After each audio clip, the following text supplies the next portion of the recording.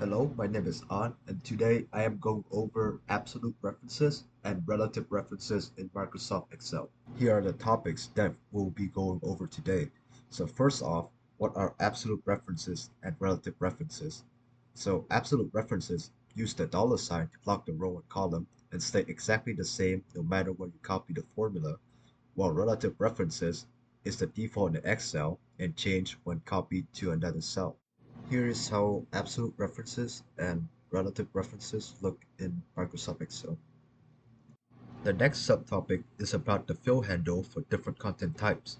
The fill handle is a small square at the bottom right corner of the cell, and you can drag it down or across to fill those cells. So here is an example of using the fill handle. I am going to use a simple formula of A1 plus A2 and it equals 5, and then fill these cells using the fill handle. You can see the values changing accordingly. If I show you the formula, you can see the relative references have changed to whatever direction it was going. For absolute references, however, the values with the dollar signs will not change, while the other values changes to a different value. Our next topic is when to use absolute references.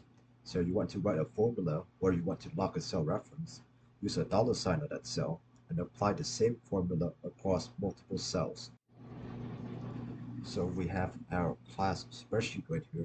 So we need to find the dollar amount and the tax amount. So the dollar amount is pretty simple. You get the sold units times the unit price right there. You get the amount. You pull down using the fill handle.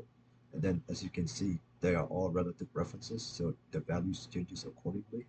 And then for the tax amount, you get tax the tax percentages as an absolute reference and then times the dollar amount.